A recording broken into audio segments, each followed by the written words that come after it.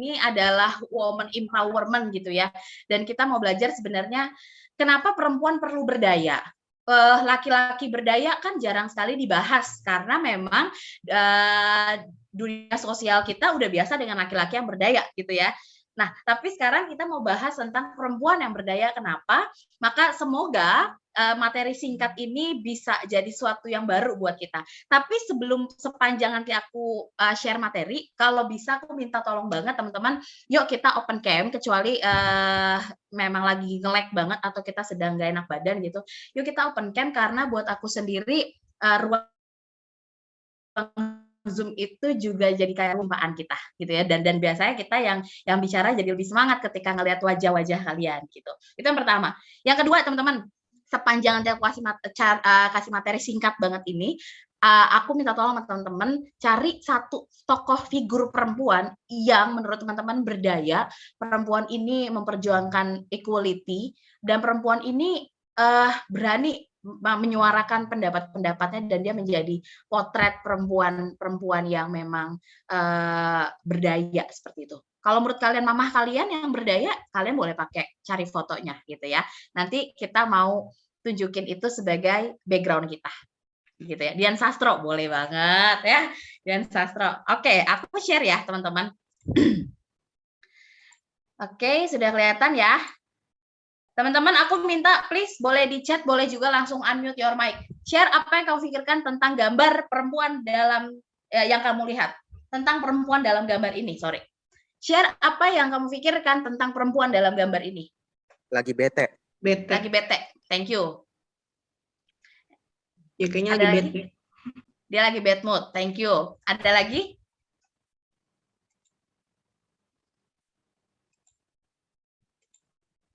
Ada lagi? Yuk, tadi ada 2 ya, cowok dan cewek, yang lain juga boleh. Share dong, apa yang kamu pikirkan tentang perempuan dalam gambar ini? Itu di chat banyak, Kak. Oh, di chat ya? Sorry. Lagi mikir mau makan apa. Mikir utang. Udah punya utang. Oke, capek, galau berat. Ini kayaknya kelas 12 begini ya mukanya ya, kelas 12 ya. Lagi mikir nih SMPTN tanggal 29 nih, besok UAS gimana nih gitu ya. Oke, thank you teman-teman. Ada lagi yang lain? Ini ada lagi yang masuk. Homeless itu ada kopernya. Wah, detail sekali. Ini kayaknya tipe apa nih Kak Olga yang detail banget nih melihatnya. Oke, MBTI-nya apa nih kalau detail ya? Oke, dan seterusnya. Thank you teman-teman. Teman-teman, apa yang teman-teman katakan semua benar, dan aku nambahin satu aja bahwa ini adalah gambar seorang perempuan yang mewakilkan krisis kepercayaan diri. Kenapa? Karena di tahun 1900-an, di pertengahan abad 20, perempuan kulit berwarna gitu ya, berarti di luar kulit putih, perempuan kulit hitam, perempuan kulit Asia memiliki akses yang sangat terbatas, bahkan dikatakan kurang ya. Jadi di Amerika dari mulai pertengahan abad 18 sebenarnya sampai abad 20 itu perjuangan perempuan kulit hitam dan kulit putih itu nggak sama. Ya, perempuan kulit hitam dan kulit berwarna lainnya punya struggling yang lebih kencang, punya struggling yang lebih besar. Nah, itu sebabnya kemudian kita membicarakan woman empowerment. Ya, pertanyaannya kenapa sih woman empowerment, apalagi belakangan ini isu ini mencuat, isu ini menguat. Kalau dibilang mencuat, sebenarnya isu ini udah ada dari abad-abad 19. Ya, tapi kenapa ini semakin menguat, teman-teman? Ini kan isunya, ini kan masalahnya. Setengahnya dari mana sih sebenarnya mencuat isu tentang woman empowerment, tentang gender equality, tentang feminism dan seterusnya, tentang bahwa perempuan harus punya kesetaraan dengan laki-laki dan seterusnya. Setidaknya dalam sejarah ada 3 gelombang, teman-teman. Ya, diawali di US gitu ya, lalu di Inggris, New Zealand, Australia, dan negara-negara Skandinavia. Ini berbarengan dengan Perang Dunia Pertama. Jadi di dalam Perang Dunia Pertama, rekan-rekan, perempuan-perempuan itu kan dipekerjakan bukan hanya di ranah domestik. Jadi ini agak lucu gitu ya. Mereka nggak bekerja di ranah domestik, mereka nggak kerja cuma di dapur, mereka kerja dalam industri-industri besar sepanjang Perang Dunia I. Tetapi apa yang terjadi? Karena mereka perempuan, hak mereka sangat beda dengan laki-laki. Itu yang pertama. Karena mereka perempuan, mereka sangat sulit mendapatkan apa yang seharusnya mereka dapat. Dan begitu bias sekali yang namanya keberpihakan terhadap perempuan. Maka akhirnya karena suara penderitaan inilah, maka lahirlah gelombang pertama di negara-negara ini. Gelombang kedua muncul lagi teman-teman, disebut dengan adanya yang namanya the feminine mystic gitu ya, atau terbit sebuah tulisan The Second Sex di US. Mereka tuntutannya apa? Bahwa perempuan harusnya bisa memberikan suara di dalam ranah publik. Perempuan harusnya bisa memberikan pendapatnya untuk meningkatkan kesehatan dan kesejahteraan. Tapi kurangnya di gelombang kedua ini apa, teman-teman? Di gelombang kedua yang diperjuangkan hanya perempuan kulit putih. Nah, ini terjadi, teman-teman. Di gelombang kedua yang kulit hitam gimana nih? Yang kulitnya berwarna orang Asia yang saat itu tinggal di US gimana nih? No, mereka sangat terbatas, bahkan akses mereka sangat tertutup. Jadi suara the feminine mystic ini adalah suara-suara perempuan kulit putih. Dan kita ngelihat, ya ampun, teman-teman ngerasain nggak sih? Berarti ini three minority ya, benar ya? Triple minority ya, yang perempuan berkulit, udah dia perempuan, terus dia berkulit, terus dia nggak dapat akses, udah. Minoritinya, kalau yang kulit putih mungkin double minority, dia perempuan, terus dia nggak dapat akses, terus dia pengen berjuang gitu ya. Yang ternyata yang kulitnya berwarna atau yang kulitnya hitam atau coklat seperti itu, mereka triple teman-teman. Akhirnya berhentikah? Enggak, teman-teman. Isu feminisme atau pergerakan perempuan harus berdaya itu lanjut ke gelombang ketiga, post-feminism di tahun 1980-an. Ini sifatnya lebih naratif. Maksudnya apa? Yang diperjuangkan adalah semua perempuan terlepas kulitnya warna apa. Terlepas jenis rambutnya kayak aku, kayak Eleora, atau kayak Kak Olga, misalkan. Ya, terlepas bentuk badannya seperti apa. Kenapa? Karena di tahun 1900-an, teman-teman, ya, ada sebuah labeling di dalam sebuah dunia iklan, di dalam sebuah industri periklanan, bahwa yang cantik itu putih. Yang cantik itu yang kulitnya waktu itu rambutnya bule gitu ya, karena ini kan konteksnya di barat. Lalu badannya langsing dan seterusnya. Sedihnya teman-teman lihat tahun ini, aku mau ajak teman-teman untuk lihat fokusnya. Ini terjadi 1980 loh. Tapi apa yang terjadi di Indonesia, teman-teman? Seberapa banyak iklan-iklan di Indonesia? Nggak usah sebut merek. Yang selalu mengatakan yang cantik adalah yang putih, maka program atau produk pemutih selalu laku di Indonesia. Seberapa banyak selebgram kita yang aku suka tarik nafas gitu ya kalau ngomongin selebgram, yang selalu di post feed Instagramnya mengatakan aku minum minyak zaitun bikin jadi langsing dan seterusnya. Padahal kita tahu betul bahwa Mama Gembi nggak pernah minum minyak zaitun. Misalkan gitu ya teman-teman. Tapi apa yang terjadi? Ternyata di tahun 2022 ini masih ada yang namanya narasi-narasi yang mengatakan perempuan cantik itu kurus, perempuan cantik itu putih, dan akhirnya meminggirkan perempuan-perempuan lainnya. Dan pergerakan gelombang 3 padahal mau menepis hal-hal itu. Berhasil nggak? Berhasil teman-teman. Jadi kalau sekarang kita yang hidup di 2022 masih punya sebuah mindset seperti di tahun 1980-an, mari berefleksi. Jangan-jangan kita udah mundur. Ini refleksi menarik loh. Buat laki-laki misalkan, aduh, kalau misalnya aku tanya, Marcel menurut kamu cewek cantik cewek cantik gimana? Misalkan aku tanya deh, Marcel masih ada kan ya? Marcel, menurut kamu cewek cantik, deskripsi cewek cantik seperti apa? Menurut kamu? Aduh, nggak usah deskripsi ini Kak, kalau ngeliat cewek kalau cantik gitu. Oh gitu, nggak bisa di. Oke, menurut kamu di room Zoom ini yang cantik siapa, Sel? Waduh, semua cewek yang di sini cantik Kak. Ya, cari aman, Marcel, semuanya cantik. Oke deh, kita dibilang cantik kalau ada teman-teman. Thank you, Marcel. Aku mau tanya lagi nih, laki-laki. Tadi Reno udah, Arya udah. Wah, ada yang keluar loh, langsung mau ditanya. Jonathan, Jojo, ini kembar nih. Apakah kembar punya selera yang sama kira-kira? Joakim dan Jojo. Hai. Jo, Ya gitulah Kak. belum ditanya udah begitu lah loh. Jo, Jo, boleh deskripsiin nggak perempuan cantik menurut kamu seperti apa? Nggak tahu Kak. Definisi cantik Beneran, aja Jo? belum ngerti. Oh, definisi cantik aja kamu nggak ngerti. Oke, baiklah Jojo. Tapi menurut kamu, kamu sendiri ngelihat, oh pernah membedakan nggak ini perempuan cantik dan ini perempuan nggak cantik? Pernah seperti itu nggak? Nggak tahu Nggak dipikirin ya? juga. Nggak kepikiran juga. Oke, thank you Jo. It's okay, nggak apa-apa. Nah, teman-teman, inilah perjuangan di gelombang ketiga. Ya, bagaimana mereka yang nggak ada di label-label ini, yang nggak ada di dalam indikator-indikator putih, langsing, dan pirang, itu juga berhak mendapatkan akses, teman-teman.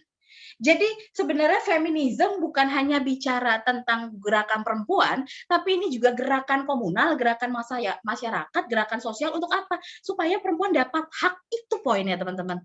Jadi keliru kalau kemudian banyak orang yang mengatakan feminisme ini dibilangnya adalah sebuah gerakan yang ingin menjatuhkan laki-laki. Enggak, tapi adalah sebuah gerakan, sebuah tuntutan supaya kita dipandang sebagai manusia seutuhnya.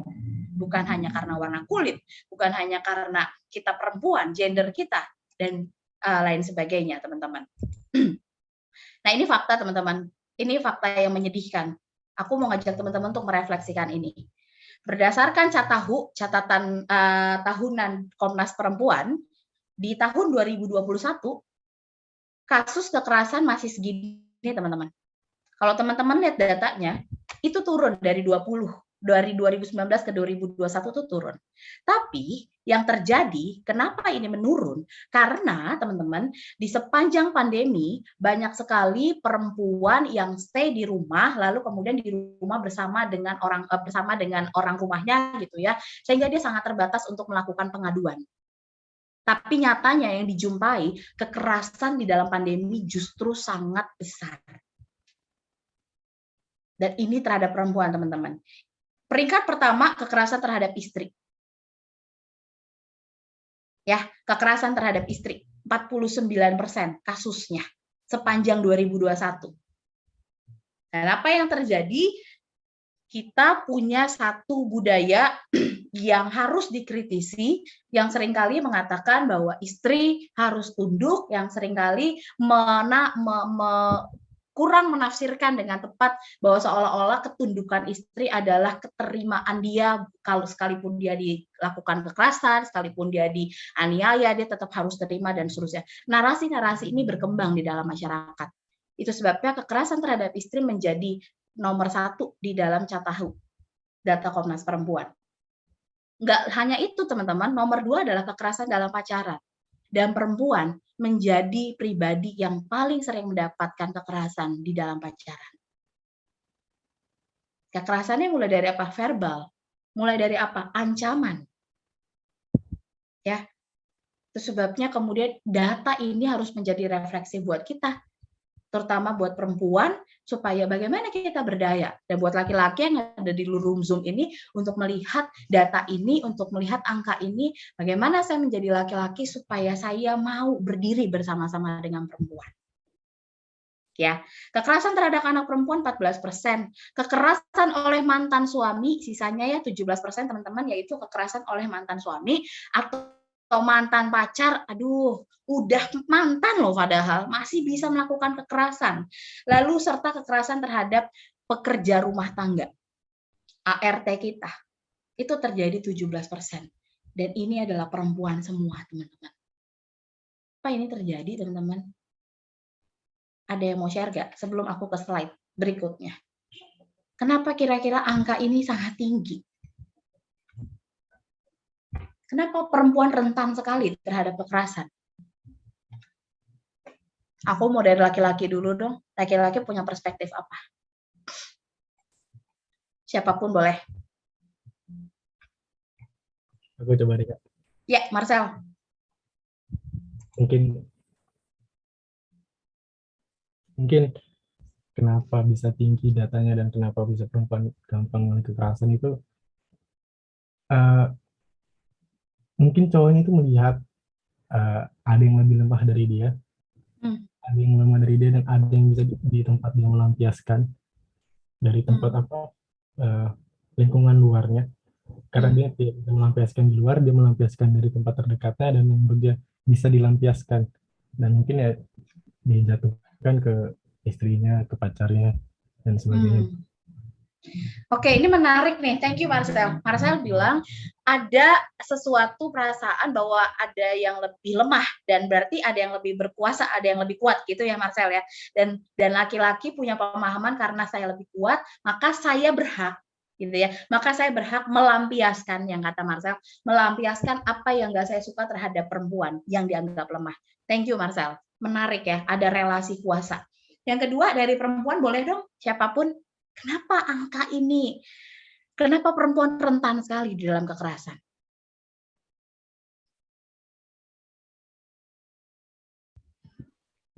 Aku boleh coba nggak, Kak? Boleh dong, Charlotte, please. Kalau menurut aku ini apa ya, Kak, di luar cewek yang rentan jadi bahan kekerasan gitu ya, Kak. Menurut aku ini juga turun dari budaya kolonialisme di masa lalu gitu loh, Kak. Karena dulu kan kita seolah tunduk kepada Belanda yang berkuasa gitu loh, Kak. Dia selalu tunduk kepada yang kuat gitu, dan itu kan jadinya mendarah daging gitu loh, Kak, ke bawah sampai sekarang. Dan bahkan dalam rumah tangga pun, kalau didikan orang zaman bahla kan kayak apa ya, Kak, hukumannya itu masih fisik gitu, Kak. Jadi mungkin yang budaya-budaya seperti itu masih kebawa sampai sekarang, jadinya yang cenderung kuasa itu tuh menindas yang lemah gitu loh, Kak. Mungkin itu sih, Kak. Thank you banget, Charlotte. Menarik, Charlotte menyebutkan kata budaya yang diwarisi dari kolonialisme. Budaya apa, Charlotte tahu nggak? Bahkan yang diwarisi dari zaman dulu, dari tradisi Yahudi yang sangat kental. Hukum hutan, Apa kan? nggak tahu, Kak, kayak hukum hutan gitu loh, yang buat pasti menang dari Maksudnya yang di situ ya, yang kuat pasti menang, dan kemudian kebanyakan laki-laki, ada pandangan laki-laki lebih kuat gitu ya, Lot ya. Oke, thank you, Charlotte, menarik. Ada sebuah budaya yang mendarah daging, tadi Charlotte bilang ya, yang akhirnya mendarah daging, akhirnya membuat perempuan rentan sekali dengan kekerasan. Thank you, teman-teman. Ada yang mau share lagi, satu lagi? Kenapa perempuan rentan? Aku mau coba, Kak. Tasya, please. Yang pertama, aku sebenarnya juga setuju sama Kak Marcel tentang yang kayak laki-laki kadang beberapa itu masih kayak punya pikiran kayak wanita itu lebih lemah, terus kayak dia juga merasa sebagai apa ya, kayak dominan, jadi kayak merasanya ya udah, jadi dia bisa seenaknya aja gitu. Terus yang kedua juga kenapa bisa, maksudnya nggak yang tetap banyak-banyak aja gitu kekerasan ke wanita, itu kadang saat wanita berani buat ngelaporin gitu, itu malah kayak kadang tuh kebanyakan disalahinnya ke wanita gitu, kayak pakaiannya sih kayak gini. Atau kayak malahan kayak pokoknya yang disalahin tuh jadi kayak wanitanya. Jadi mungkin beberapa wanita maksudnya kayak jadi diem aja gitu. Oke. Thank you, Tasya. Artinya Tasya mau bilang bahwa ada sebuah stereotip perempuan lemah, dan kemudian ada sebuah struktur masyarakat sosial kita yang sering sekali menyalahkan perempuan. Dia yang udah menjadi korban, tapi justru ketika kita bikin pengaduan atau ketika kita mengatakan, kita yang justru makin bisa disalahkan. Gitu ya, Tasya ya. Dan budaya ini jelas menyakitkan gitu ya buat banyak perempuan. Itu sebabnya perempuan menjadi rentan sekali. Thank you, teman-teman. Boleh give applause nggak buat teman-teman kita bertiga, Marcel, Charlotte, dan Tasya. Oke, teman-teman. Ini adalah masalah. Seenggaknya masalah dua masalah besar ini. Masalahnya banyak yang membuat perempuan menjadi sangat rentan, tapi ini dua isu utama, dua masalah utama yang kemudian dari dua pohon ini cabang-cabangnya banyak, teman-teman. Yang pertama apa? Begitu banyak masyarakat yang menganut bahwa perempuan kelas 2. Perempuan kelas 2 bukan maksudnya kelas ini ya, tapi perempuan adalah masyarakat kelas 2, teman-teman. Pemahaman ini cilakanya dilekatkan sejak lahir, bahkan bisa dari pihak keluarga. Aku percaya bahwa keluarga masa kini udah mulai lebih baik. Tapi kalau aku orang Batak, aku nggak mau ngomongin suku lain ya. Aku sendiri orang Batak gitu ya. Dulu kalau aku sering dengar cerita-cerita orang Batak, buat orang Batak itu punya anak laki-laki jauh lebih berharga dari perempuan. Itu dulu. Meskipun sekarang ada ya, aku masih punya teman yang udah 3 tahun nikah, lalu kemudian akhirnya hamil dan ternyata mertuanya tahu anaknya perempuan, yang mertuanya cuman, oh kenapa bukan laki-laki ya? Udah lama lagi hamilnya. Itu teman aku, teman-teman. Ya, artinya apa? Ternyata ada sebuah budaya, ini isu utamanya, ada sebuah budaya yang sering sekali melekatkan bahwa perempuan adalah masyarakat kelas 2, teman-teman. Ya, dan budaya ini mengakar kuat dari tradisi Yahudi, lalu kemudian mengakar kuat sekali dalam budaya patriarki yang dianut oleh beberapa suku di Indonesia, kita nggak usah sebut negara lainnya, dan seterusnya, sehingga akhirnya perempuan cenderung sekali hidup dalam bias-bias yang diciptakan masyarakat. Yang tadi Revina udah share di Menti, dan teman-teman udah share juga melalui pengalaman teman-teman. Perempuan itu baper, perempuan suka warna pink, perempuan itu nggak usah sekolah tinggi-tinggi karena ujung-ujungnya di dapur, perempuan itu lemah. Kenapa? Penyebabnya karena kita seringkali perempuan pada umumnya seringkali dilekatkan bahwa perempuan masyarakat kelas 2. Kita lupa dengan narasi kesetaraan yang diciptakan atau yang dituliskan dalam Kejadian 2. Yang kedua, kenapa? Perempuan yang berdaya selalu dijadikan ancaman, teman-teman. Ya. Kenapa? Karena itu di pemahaman pertama kan perempuan ini kelas 2, harusnya dia nggak boleh lebih kuat nih dari laki-laki. Maka kalau dia lebih kuat dari laki-laki, dia ini bisa jadi ancaman. Dan pemahaman ini sampai di zaman modern 2022 ini pun ini cukup kuat. Itu sebabnya woman empower movement atau gender equality movement dan seterusnya sampai saat ini masih menjadi sebuah gerakan yang harus digaungkan. Kenapa? Karena nyatanya sekalipun kita hidup di zaman modern di tahun 2022, tapi pemahaman bahwa perempuan kelas 2, bahwa perempuan tidak boleh lebih kuat dari laki-laki, itu masih banyak yang punya. Sebenarnya apa sih yang Alkitab bilang? Yuk kita buka Kejadian 2 ayat 18, teman-teman.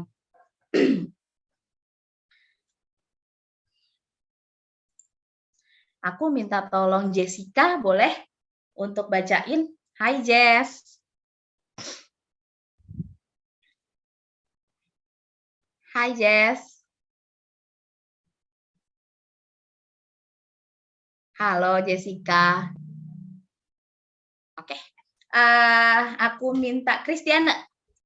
Christine, Kejadian 2:18 boleh dibaca dengan jelas. Ya itu kejadian malam ini dan mungkin berguna juga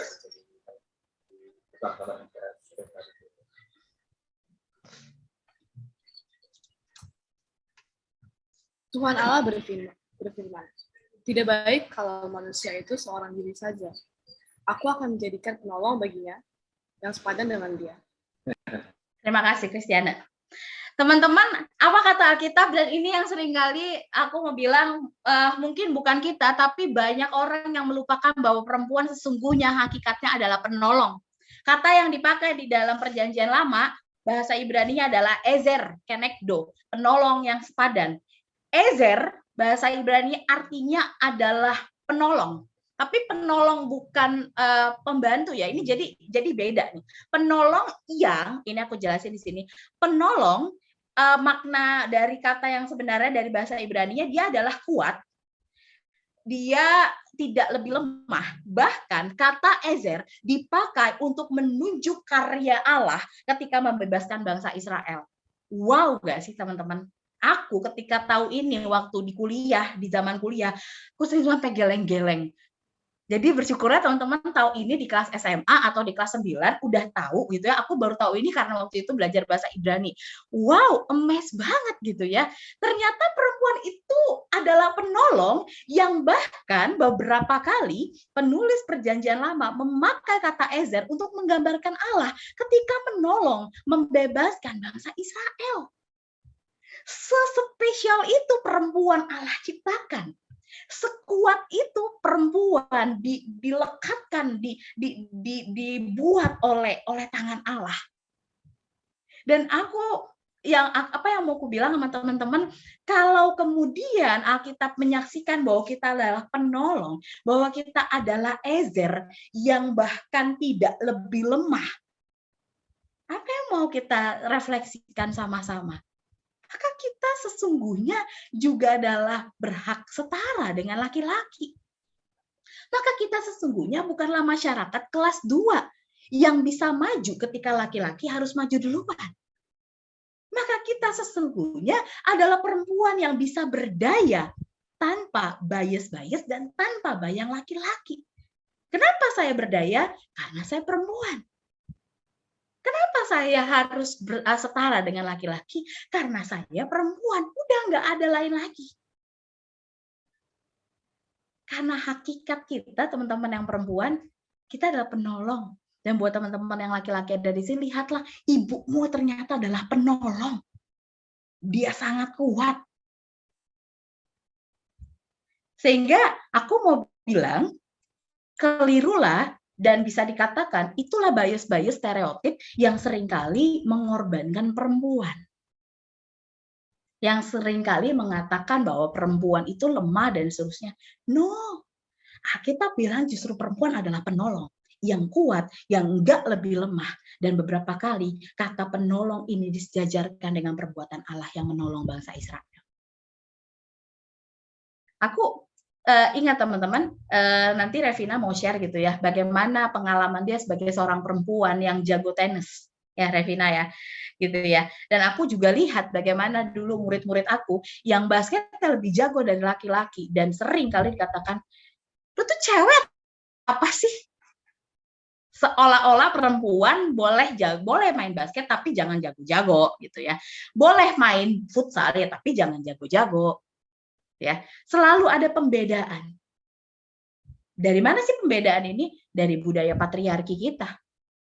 Tapi apakah Alkitab mengatakan itu? Enggak. Alkitab justru mendobrak sebaliknya. Alkitab justru mengatakan sebaliknya bahwa perempuan sesungguhnya adalah penolong yang tidak lebih lemah dari laki-laki. Sebetulnya perempuan memang harus berdaya. Perempuan memang harus setara. Seperti itu, teman-teman. Oke. Sampai sini aku minta tolong Revina dong untuk share pengalamannya di dalam waktu sepanjang pengalamannya ikut tenis. Anggapan teman-teman kamu yang cowok misalkan. Enggak. Mungkin pada bilang kan raket tenis kan berat, terus kayak kalau bisa sih kan raket kan berat gitu loh, kayak orang enggak emang seberat apa sih orang ya berapa gram gitu kan raket. Ya aku kiranya emang cowok dong yang bisa bawa raket yang enggak begitu berat gitu. Artinya bias-bias itu terjadi ya, Rev ya? Ada. Bias itu terjadi bahkan di dalam dunia olahraga sekalipun gitu ya? Ya, bahkan kalau di kompetisi gitu, lomba-lomba, ya mungkin wajar sih karena emang saya lebih banyak cowok yang daftar daripada cewek gitu, mungkin karena nggak ngerti juga. Ya karena tidak sedikit masyarakat yang sudah terjebak dalam pemahaman bahwa perempuan adalah masyarakat kelas 2. Ya yang kadang-kadang juga bisa dimulai dari keluarga sendiri. Penolong yang sesungguhnya sepadan dengan laki-laki. Jadi makna sepadan ini jangan hanya cuman gini ya teman-teman, oh berarti sepadan itu artinya nanti ya kalau aku udah punya suami, enggak. Bahkan ketika kita tidak punya suami pun, perempuan ini menjadi sepadan dengan laki-laki. Ya, jadi bukan hanya dalam bingkai pernikahan. Ada yang pernah mendapatkan bias-bias atau stereotip dan apa yang kalian lakukan?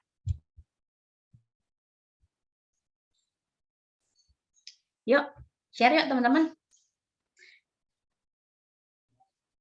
Pengen cuma gara-gara itu sih temanku cowok semua, jadi aku kan kayak udah berapa lama ya aku main sama cowok tuh ya.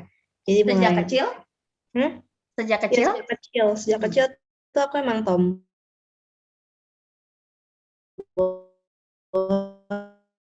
paling pecicil, gelut ya gelut aja, jadi kayak sering banget bilang lu siapa cowok sih le gitu. Jadi mulai kayak masuk SMK ini baru aku mulai temen sama cowok sama cewek. Cowok jadi kayak Oh, kurang jadi gitu. sekarang SMK temannya lebih banyak perempuan gitu ya, Leora ya? Iya. So juga soalnya aku kayak ngerasa sekarang anak-anak yang sekarang kayak cowok-cowoknya tuh makin lama makin gimana ya, maaf ya bukan ngomongin itu ya untuk anak-anak cowok yang di sini. Ya, karena kayaknya emang cuma sekolahku kayaknya yang kayak ada di sekolahku tuh ya agak rada-rada gitu ya kotak-kotaknya mereka ya, di malas gitu. Rada-rada apa nih? Nanti multi tafsir nih. Ya rada-rada entahlah. Ya, kayak dari SMP sih temen-temen cowokku kebanyakan otak-otaknya tuh rada-rada jorok, rada-rada bercandanya nggak bener-bener gitu. Kalau di SMP ku ya dulu. Dan di sekarang tuh kayak lebih gimana ya? Kalau mereka tuh kayak narsis dikit, tapi juga kadang-kadang kayak ngerendahin juga sering di situ. Jadi kayak males gitu aku kalau sama cowok-cowok. Sehingga Tapi itu kalau membuat punya teman kamu cowok bilang ada banyak aku kelas. Oke. Dan itu membuat kamu akhirnya di SMK ini punya teman perempuan gitu ya? Yes. Oke. Leora, waktu kamu dari kecil temenan sama banyak cowok dan kemudian tadi kamu bilang tomboy, pecicilan dan seterusnya. Apa yang kamu lakukan? Respon apa yang kamu berikan terhadap orang-orang di sekitar kamu? Oke, jadi kalau masa bilang itu, aku kan memang benar tomboy pecicilan. Yang teman-teman kalau tahu ada temanku di sini juga, gak usah kasih tahu namanya lah ya, tak nyadar diri dia. Gitu. Saya emang paling tomboy. Emang kalau lagi kumpul pasti paling tomboy itu saya. Dan kalau tadi Kak pertanyaannya, apa yang kamu lakukan? Responnya? Respon saya kalau ditanyain kayak gitu, apalagi sering nih anak-anak cewek sering bilang, kamu siapa cowok sih le gitu. Udah, saya cewek sama tomboy gue gitu. Ya, tapi kadang-kadang juga ya sebagai cewek kan juga kadang-kadang punya rasa-rasa ih enak banget ya jadi cowok. Nah itu saya juga sering kayak gitu. Apalagi kalau lagi dapet atau lagi apa perut, aduh pokoknya ada yang ada-ada aja lah kesakitannya ya gitu. Sebagai cewek ngerasain gak sih? Itu Oke. Aduh enaknya jadi cowok ya kagak itu. Kayak saya sering berantem. Gak dapet gitu ya. Enak ya Marcel ya. Apalagi Marcel saya buka open cam sendiri loh, yang lainnya nggak open cam nih. Paling apa tuh namanya? Paling selalu berantem sama mama. Masalah outfit karena tomboy. Aku entah tomboynya keterlaluan banget. I see. Outfit Mama disuruh minta dress aja nggak dimau. Saya nggak mau pakai dress, pakai itu. Jadi ya kayak ogah-ogahan gitu loh. Jadi kalau ke gereja tuh pasti mesti berantem dulu. Oke, menarik nih ya cerita Leora ya. Jadi aku ngeliatnya Leora lebih cuek dan lebih mengatakan ya gue cewek, emang gue cewek gitu ya, dan ya emang gue tomboy seperti itu ya Leora. Dan Leora sendiri tidak bermasalah dengan hal itu gitu ya. Thank you El. Woman empowerment juga harus didukung oleh laki-laki ya teman-teman ya. Ya, kita yang perempuannya yang berjuang, yang bergerak, tapi laki-laki di sekitar kita atau lingkungan di sekitar kita pun juga harus punya sebuah kesadaran itu. Gitu ya, sehingga perempuan berdaya bukan menjadi sebuah ancaman. Tasya?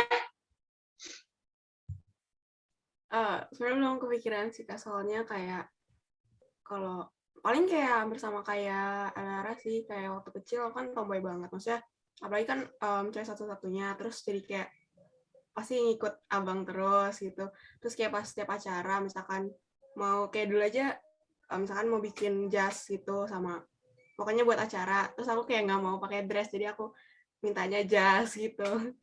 Waktu kecil sampai seperti itu gitu ya Tasya ya? Waktu itu kayak pokoknya kayak pengennya sama kayak abang gitu kan, tapi kayak tante-tante yang lain tuh kayak harusnya kan cewek pakai dress dong kayak gini-gini gitu.